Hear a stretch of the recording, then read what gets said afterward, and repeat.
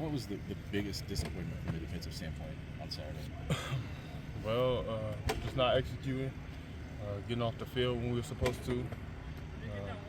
Communication, of course, needs to be way better.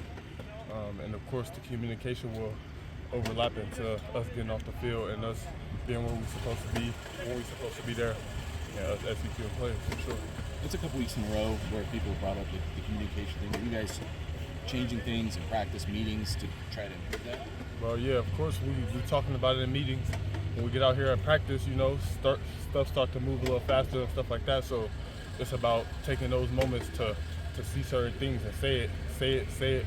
And we got to just drill it in our minds to continue to communicate, no matter how tired we are, no matter how far we are from the person who needs to hear what's being said. All of that stuff, we're just trying to pick it up on every level.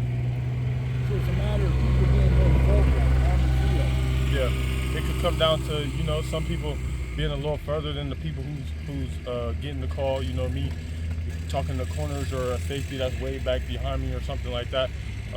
It could just be more vocal throughout everybody, just relaying the message throughout the whole defense instead of, just a few people saying the call and others being on the island like they can't hear everything, So it's just about us relaying the message across the whole field and making sure everybody's on the same page, running the same plays. How much did the defense miss Tony Grimes Saturday? Well, yeah, we missed him a lot. He's a great player. It was unfortunate that he went down for that week, but we're glad to have him back out here running around with us, and we're just looking to get better and use him as a tactic. What stands out about Minnesota offensively? Well, we clearly see that they have a tall quarterback, lengthy. He likes to throw the ball. So we're going to have to be good on our reads. We're going to have to be quick with our breaks and stuff like that. Of course, because the passes, we see run game and big O-linemen, So we're going to have to be gap disciplined and fill them and just play together, communicate, like I said. Did Saturday feel like one of the better games for the defensive front, at least? Well, yeah, we felt like we had more push. We felt like we got the big guys getting vertical, so that was good to see. It was good to fill some gaps and just see what type of pressure we could bring down there. But it got to be consistency that come along with that. We got to keep it rolling, and we gotta always be that bottom in the trenches like that, Has CJ not only seen more snaps, kind of helped the pass rush on this defense the last few weeks? Oh yeah, he's a relentless rusher. He goes until he's there, and that's what we need on both sides in the interior. For anybody who's going after the quarterback, we just need relentless effort until the play is made. So it's great to see that he brings that and he shows it to others, so that they understand what it's like to get there and be relentless. Did you realize how many tackles you and Charles had last week? Not really. We just out there trying to make plays for our team, trying to be selfless, trying to be where we're supposed to be, just trying to show the guys that they can count on us, And I feel like that's just where we come from.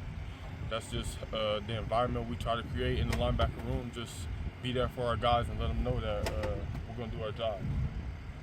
You mentioned this pride kick in, and the offense looks like it's done enough to win some games here recently, and you're not going to beat anybody giving up 40 points. So yeah, well, I mean, it's critical for us to understand that they need us just like we need them. It's critical for us to be there for them and get the turnovers when they're scoring, get them the ball back when they're having good games, so we can keep them rolling.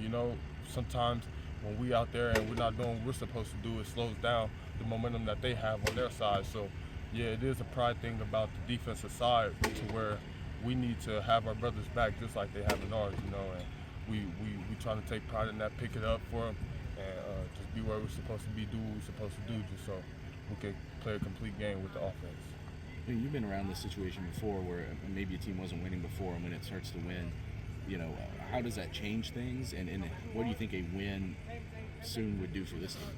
I think it brings belief. It brings belief, faith in what we can do.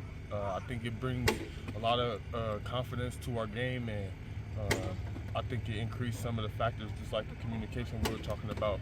It just makes people want to do the things we're supposed to, it helps us to see what we need to do to win and how it looks to win at a high level. So I feel like with the win, it just bring everybody together in complete confidence and know that we're the team that we display.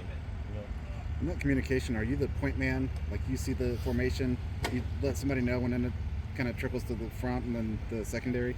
Well, yeah, it start with one to two guys to start the communication off the jump. But yeah, it pretty much relays from me all the way out to the DBs, the corners. First, I talk to the D-line, of course, to get them boys set, make sure the front is right. And then linebackers, we talk all throughout the play. So communication should never really stop on the defensive side. We just got to stay locked in to playing the game while we're communicating, and that's a big factor that we need.